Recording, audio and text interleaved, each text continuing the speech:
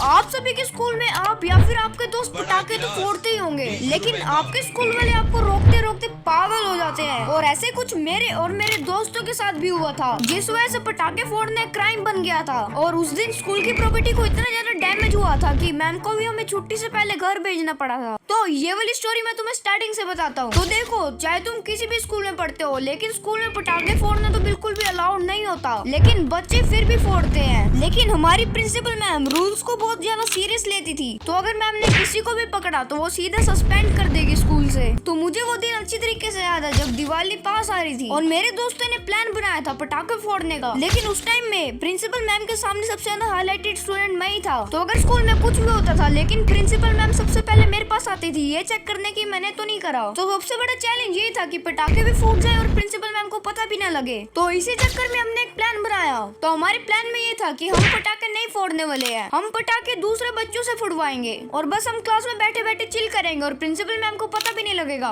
तो हमें हर क्लास में से एक या फिर दो ऐसे बच्चे चाहिए थे जो प्रिंसिपल मैम के सामने हाईलाइटेड ना हो, लेकिन ऐसे कांड करें। लेकिन ऐसे बच्चे हमें मिल ही नहीं रहे थे, लेकिन बहुत मेहनत के बाद हमें मिल गए थे ऐसे बच्चे, और ये टोटल 7-8 बच्चे थे। तो मेरे दोस्त को एक आइडिया आता है और वो कहता है अगर हम पटाखे के ऊपर अगरबत्ती लगा दे और उसको फिर जलाएं तो वो पटाखा तब फूटेगा जब हम क्लास के अंदर बैठेंगे और मैम को पता भी नहीं लगेगा। और तब मेरे दूसरे दोस्त को भी एक आइडिया आता है, क्योंकि उसके दोस्त दूसरे स्कूल में भी जाते थे और उस दिन उनकी छुट्टी होती थी। तो सिंपली मेरा दोस्त अपने दोस्तों को जाके ये कहेगा कि तुम पटाखे जलाकर स्कूल के अंदर फेंक देना और बाकी हम अगरबत्ती वाला प्लान भी करेंगे। लेकिन हमने एक सीक्रेटिवली प्लान बी भी बनाया था, तो ये तुम्हें वीडियो के आगे पता लगेगा। तो हमारी सारी प्लानिंग डन हो चुकी थी, बस इस प्लान को कल एग्जीक्यूट करना था। तो अगले दिन जैसे हम स्कूल में पहुंचे तो फर्स्ट लेक्चर तो बिल्कुल ही जो बाहर वाले बंदे थे उन्होंने बम फोड़े थे और हमारी जो प्रिंसिपल मैम दौड़ी है, कसम से मजा ही आ गया था। और ऐसे देखते देखते अगले 1 घंटे तक 5-6 पटाखे ऐसे ही और फूटते रहे और हम लोग यहाँ पे क्लास में पूरे चिल होके बैठे हैं। और इसके बाद उन्होंने और ज्यादा बड़े पटाखे फोड़ना स्टार्ट कर दिए। लेकिन अगले लेक्चर में हमारा प्लान स्टार्ट हुआ क्योंकि उनके पटाखे खत्म हो गए थे और पटाखों की वजह से मैम भी सोचने लगी थी कि पढ़ाऊं कि ना पढ़ाऊं, क्योंकि हमने 2 लेक्चर में बहुत सारे पटाखे फोड़ दिए थे। तो अब हम अपना अगरबत्ती वाला प्लान कर रहे थे, जिस वजह से पटाखा साथ नहीं लेकिन थोड़ी लेट फूटता है। और इसके बाद अगरबत्ती वाला प्लान हमारा 2 लेक्चर तक चलता रहा और ऐसे करते करते प्रिंसिपल मैम इतनी पागल हो गई कि उन्होंने रिसेस में हमारी छुट्टी कर दी।